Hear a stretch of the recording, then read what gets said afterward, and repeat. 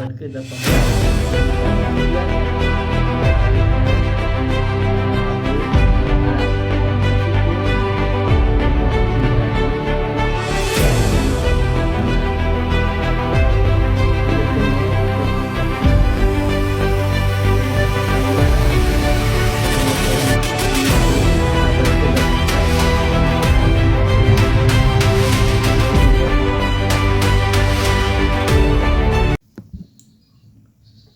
Baik, assalamualaikum warahmatullahi wabarakatuh. Perkenalkan, nama saya Agung Gumelar. Saya dari RA 12 dengan NIM 612012301185.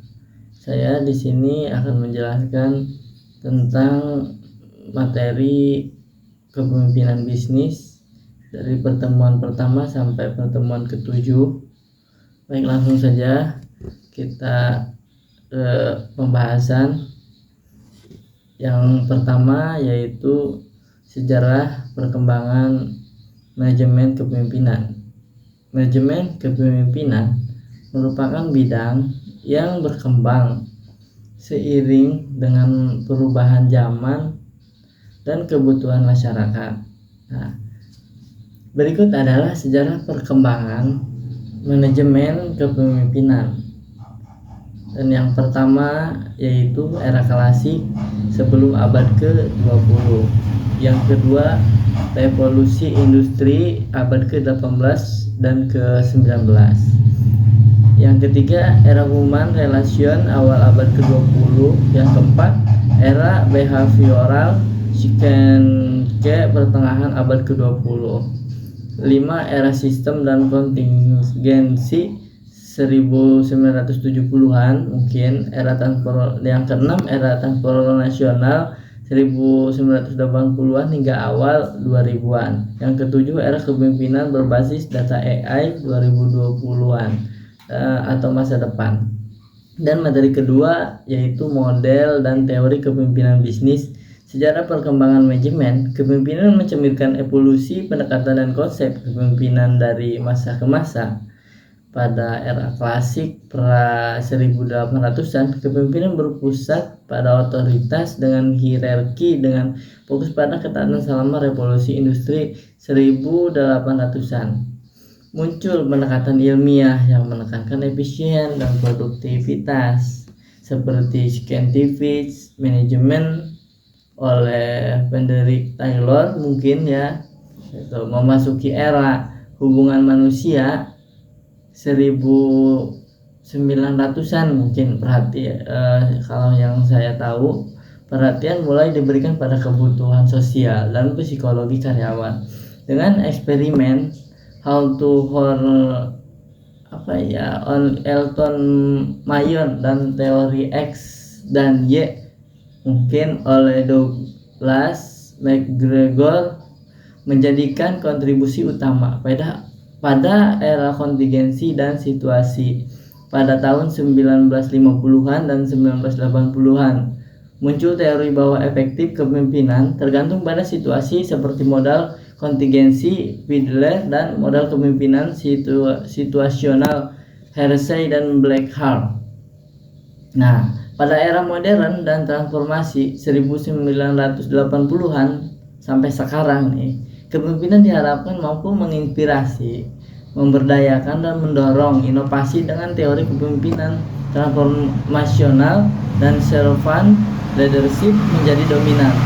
Era tersebut yaitu era AI dan kepemimpinan data drive 2020-an, teknologi kecerdasan buatan dan menjadi elemen kunci dalam pengambilan keputusan strategis. Nah, jadi seiring waktu manajemen kepemimpinan terus berkembang. Jadi untuk menjawab tantangan zaman, menggabung aspek manusiawi dengan kemajuan teknologi demi menciptakan organisasi yang efektif, inovatif dan keberlanjutan. Nah, kita lanjut ke materi ketiga, konseptual kepemimpinan bisnis. Kepemimpinan bisnis adalah yaitu kemampuan untuk mempengaruhi, mengarahkan dan mengelola organisasi dalam mencapai tujuan. Jadi kepemimpinan bisnis bertanggung jawab untuk menciptakan visi merancang strategi, memotivasi tim dan memastikan keberlanjutan organisasi itu. Nah, elemen utama kepemimpinan bisnis meliputi visi, strategi, pengaruh, pengambilan keputusan, dan adaptasi terhadap perubahan pasar. Jadi beberapa teori relevan dalam kepemimpinan bisnis meliputi yaitu yang pertama ya, kepemimpinan transformasional yang berfokus pada inspirasi dan inovasi. Nah, yang selanjutnya kepemimpinan situasi yang menyesuaikan gaya kepemimpinan dengan kondisi tim. Nah, yang selanjutnya kepemimpinan servant yang mengutamakan pelayanan kepada karyawan dan komunitas. Dan kepemimpinan selanjutnya yaitu kepemimpinan digital yang memanfaatkan teknologi untuk inovasi dan efisien. Tantangan utama kepemimpinan tantangan utama dalam kepemimpinan bisnis mencakup kompleksitas global, adaptasi teknologi, keseimbangan kebutuhan pemangku kepentingan dan keberlanjutan untuk menghadapi tantangan ini. Nah, mungkin kepemimpinan harus memiliki keterampilan komunikasi, kreatif, empatik, manajemen risiko mungkin. Dalam era modern, kepemimpinan bisnis harus fleksibel, berbasis teknologi dan tetap berpegangan pada nilai etis seperti keberlanjutan. Pemimpin yang sukses mampu memadukan seni motivasi tim dengan strategis, pengalaman organisasi untuk mencapai kesuksesan jangka panjang. Mungkin itu saja yang saya bisa jelaskan tentang materi yang ketiga. Yang kita lanjut ke materi keempat, yaitu manajemen kepemimpinan dan pengembangan organisasi. Manajemen kepemimpinan dan pengembangan organisasi adalah dua elemen yang saling mendukung dalam mencapai efektivitas organisasi. Manajemen kepemimpinan berfokus pada pengaruh, arahan, motivasi tim untuk mencapai tujuan bersama melalui visi jelas. Nah, jadi pengambilan keputusan yang efektif, komunikasi, dan pemberdayaan tim. Lalu pengembangan organisasi, jadi atau yang disebut organization development atau disebut OD adalah proses sistematis untuk meningkatkan kinerja organisasi melalui perubahan budaya, struktur, dan proses kerja. Tujuannya, apa itu tujuannya? Ya, kita jelaskan. Tujuannya adalah menciptakan organisasi yang inovatif, efisien, dan adaptif terhadap perubahan lingkungan. Hubungan antara kedua terlihat dari peran pimpinan dalam mendorong inovasi, pembangun budaya organisasi, dan memimpin transformasi yang dirancang melalui program pengembangan organisasi. Nah, namun tantangan seperti resistensi terhadap perubahan kompleks global itu dan kepemimpinan yang tidak efektif yang dapat dapat menghambat proses ini, yaitu strategi untuk keberhasilan mencakup beberapa poin, yaitu komunikasi terbuka untuk mengatasi resistensi dan pelatihan pengembangan karyawan, kepemimpinan kolaborasi yang melibatkan semua pihak. Nah, evaluasi berkelanjutan untuk memastikan keberhasilan. Kita perlu itu evaluasi dalam suatu organisasi ataupun kelompok. Jadi mungkin kesimpulannya, kombinasi manajemen kepemimpinan yang efektif dengan pengembangan organisasi yang terancang gitu ya, dapat meningkatkan daya saing berkelanjutan organisasi di era modern. Nah, mungkin materi keempat itu saja, kita lanjut ke materi kelima, kepemimpinan, motivasi dan perilaku kerja. Nah, ini yang harus dipelajari lebih dalam, yaitu kepemimpinan adalah kemampuan untuk mempengaruhi, mengarahkan, menginspirasi individu atau kelompok dalam mencapai tujuan organisasi. Pemimpin yang efektif mampu menciptakan visi, membangun hubungan, dan memberdayakan tim untuk mencapai hasil optimal. Jadi, teori kepemimpinan seperti transformasional ini dan situasional dan kepemimpinan serba sering digunakan untuk memahami bagai pemimpin dapat mempengaruhi perilaku kerja.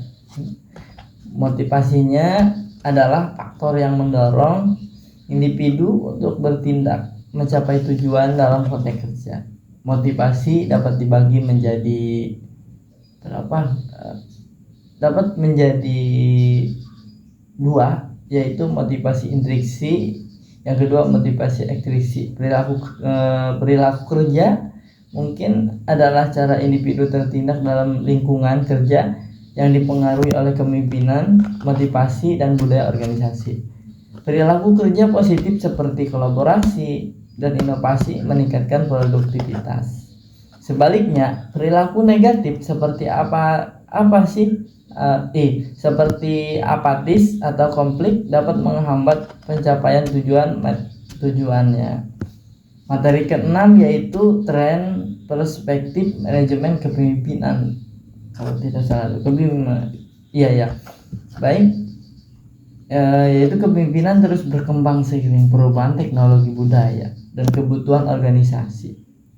Pemimpin modern tidak hanya berperan sebagai pengarah, tetapi juga sebagai fasilitator inovasi, kolaborasi, dan transformasi. Beberapa tren utama kepemimpinan adalah: yang pertama, kepemimpinan digital; yang kedua, kepemimpinan kolaboratif; yang ketiga, kepemimpinan berbasis; dan keberlanjutannya, kepemimpinan adaptif dan pengelola jarak jauh.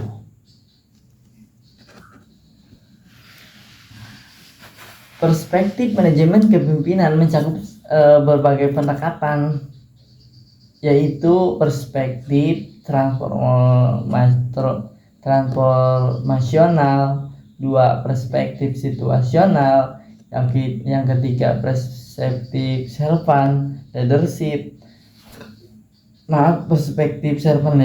yang keempat perspektif inklusif.